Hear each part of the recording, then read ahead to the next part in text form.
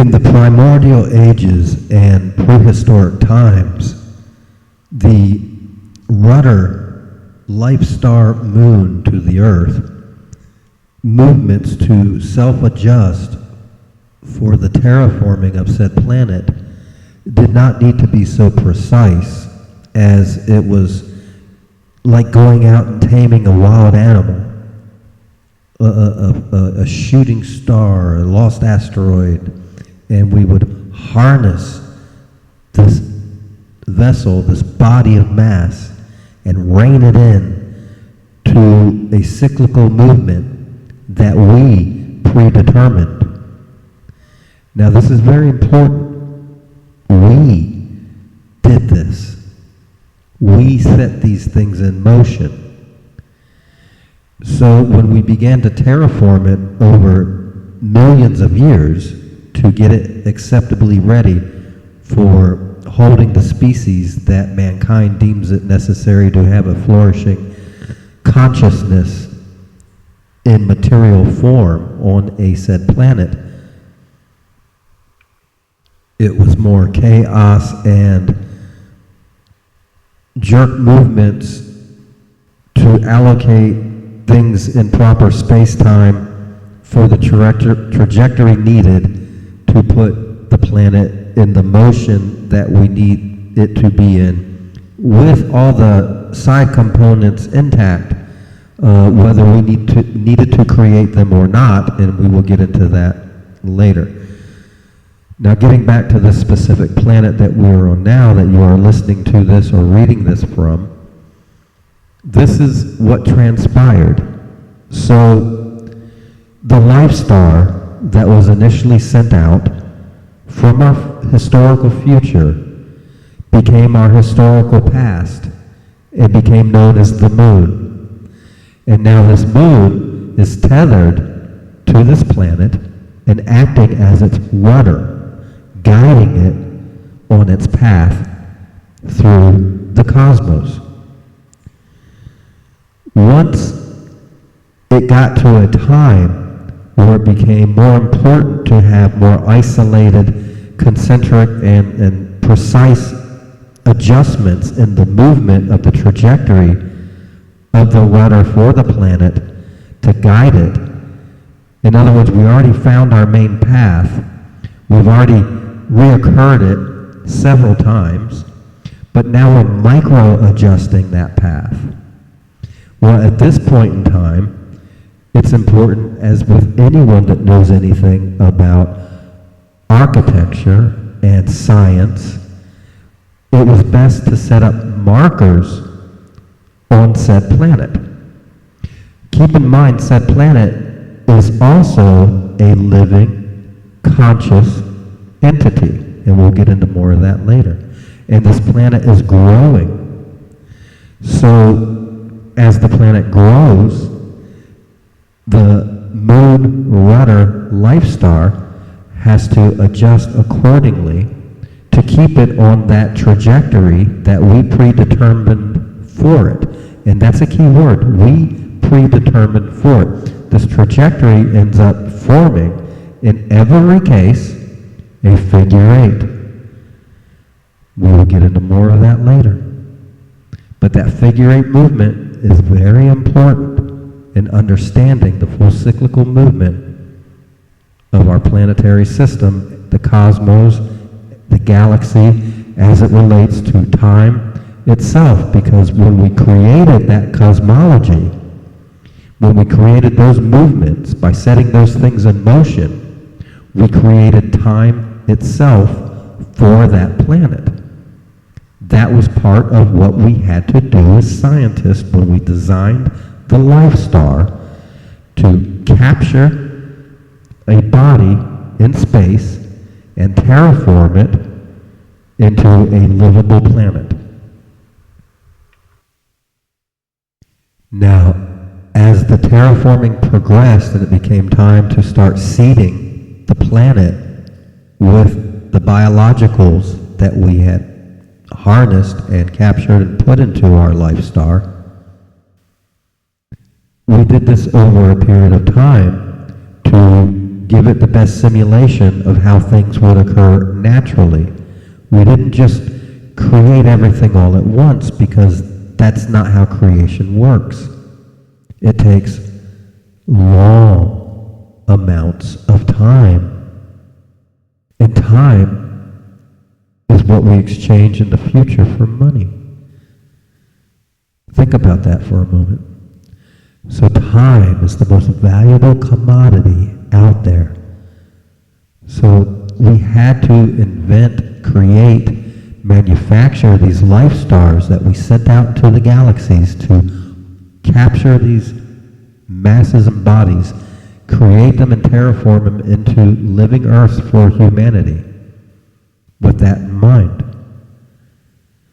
Now getting back to this particular Earth, the way it was set up with the cosmology and all of them were, I was to ride a figure eight system. The middle of that figure eight is the crossroads, and that becomes a metaphor for, again, my dying on the cross, as that's where you'll see over millennials that it's a very delicate place to be in for Earth as far as cataclysms go.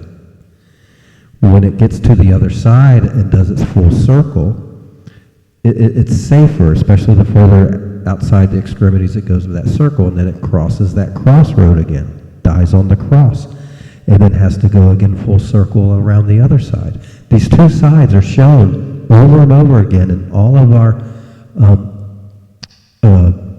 cultures, whether in South America or over in Africa or over Europe, it doesn't matter. The two colors are red and blue. The top of the Mayan and Aztec Olmec pyramids, they had two temples on each top, right? On a lot of, and they were red and blue. Police cars, red and blue. Political parties, red and blue. This is a reoccurring theme that we will see over and over and over again, and you will find that a lot of what we have is shared humanity, shared consciousness across the galaxies will reoccur over and over, because it's what's ingrained in our DNA memory, right? We hold that in our memory banks. Liquid crystal water is the ultimate memory holder, and these life stars, moons, hold all of that within it. And we'll get into that later as to how they do that, and the fact that they are ships that we can get inside and go into. They are the mothership, if you want to call them that. They are also a Death Star, if you want to call them that. But we call them the Life Star because it's what seeded the galaxy with all of mankind. But just like anything so powerful, what can create us can destroy us. And when the moon makes its adjustment, even if it's so minor, can cause cataclysmic events on the Earth that it is ruddered to. Therefore, we set up these markers on the planet. And these markers go back longer than people can think of. And you might have seen one or two. A lot of them are still buried underneath mountains, hills. They are called pyramids. There are pyramids littered all over planet Earth, whether you go to Alaska, North America, South America, Africa, Russia, you name it. Your culture, it doesn't matter, any other, they are everywhere. They are being concealed by a lot of governments. They are being concealed just because back in the day we lost a lot as mankind, and we lost the aviational purposes of seeing from above. And sometimes when you don't see something, you just don't know it's there.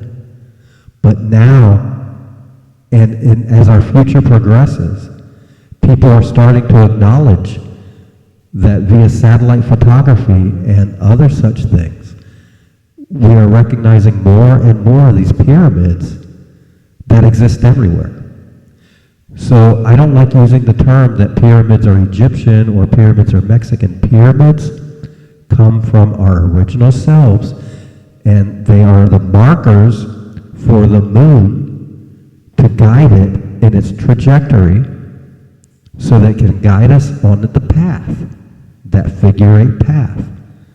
Now, why is this important? Because those that know the true understanding of the pyramids, and you have to remember, when you think about all the ancient societies, whether it's Greek, Phoenician, South American, Stonehenge, and all of that stuff, what do they all have in common? They are all astronomically aligned, are they not? And everyone sits there and is pondering, how could they do this? How could they sit there and understand that 1 degree over 72 years was going to be the transition of this? And how could you see that, right? These kind of things make no sense. But that's because you're thinking of it wrong. We put it in motion. We knew what the degrees were because we told it to do that, kind of like when you build a clock. You tell it how long a second is and how long a minute will be. You don't retrograde it backwards. You're the one that defined it. So these pyramids that are littered all over planet Earth are markers that show the moon when the planet grows, the trajectory of the planet when it shifts, the rotations, and when need be, the moon will make its proper adjustment. Self-correct, because it's our rudder, and it'll put us back on the right course, and when that happens, there will be some sort of cataclysmic event, because the moon, as we know it, directly affects the water masses of this earth. And those water masses are above, below ground, and also don't forget the volcanic activity, which is a malleable form, and all of this stuff is affected. So the question still begins, who built the pyramids? Who built the cosmological clock that we set all of our buildings in alignment to, that became the celestial bodies that created our cosmology and our astrology? Who did that? Well, the moon, the life star, and all of its stored DNA and history of mankind itself, sent down the first batch of creation to set these things in motion. We now refer to this as the giants. The reason is because, as you might have noticed, in relation to your planet and the moon, it seems inconceivable that someone from this earth could build something so big. And you're right. The original earth it came from was a lot bigger. So when it was created, the moon to them was, or Earth star in their world, was a lot smaller.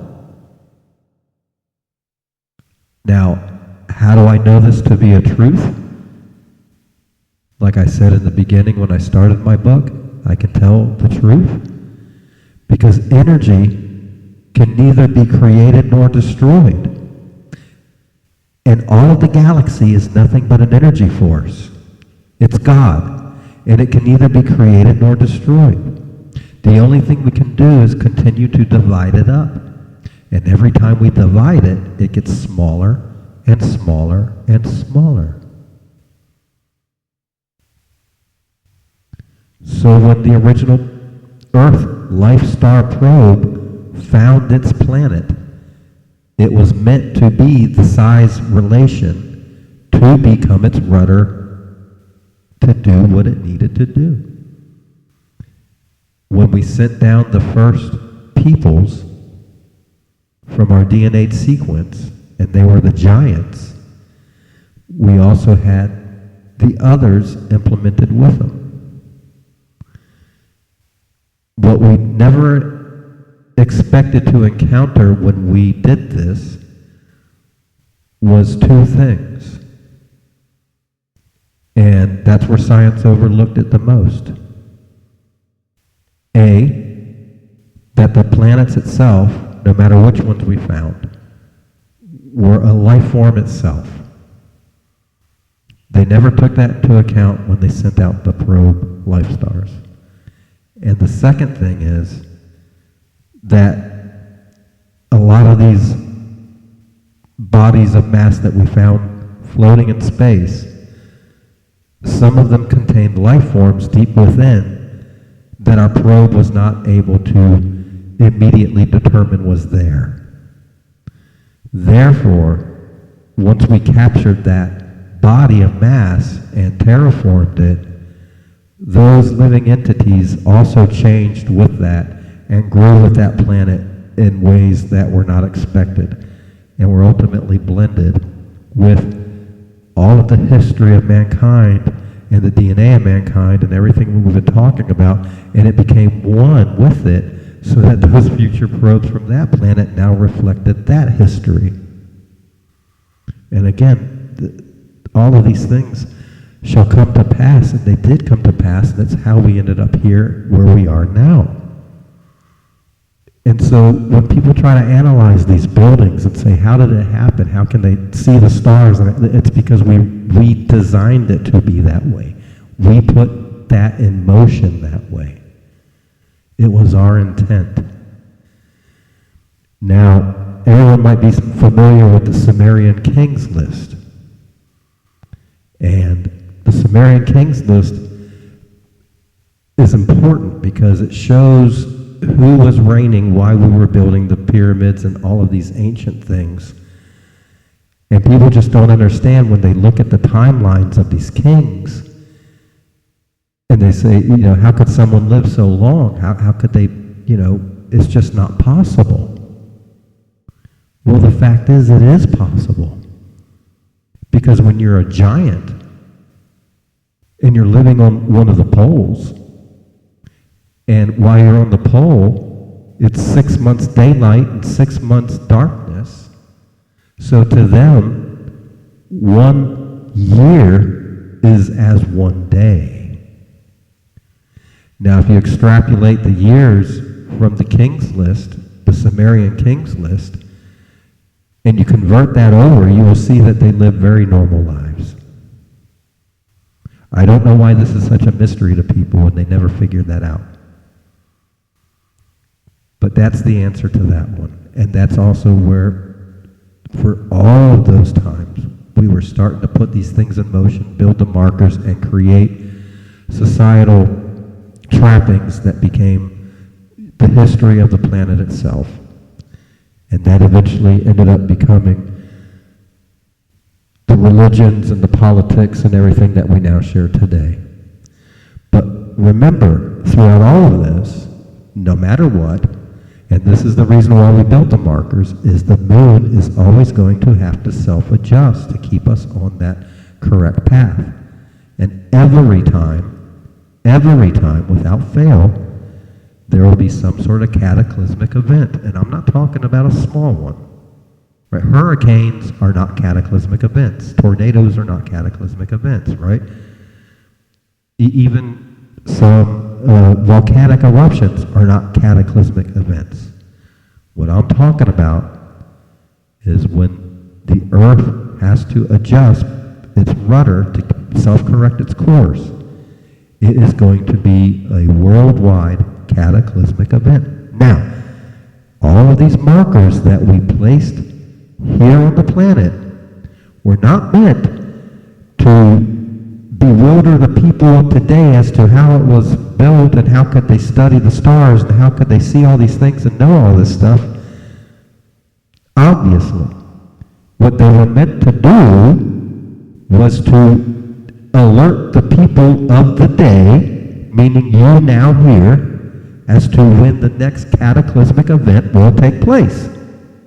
Because if you understand the true geometry, math, and purpose of all of these edifices and all of these things and what they were truly designed to do, then you would understand how to read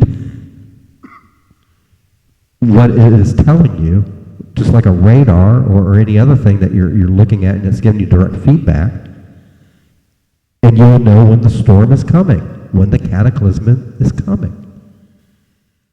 It's that simple.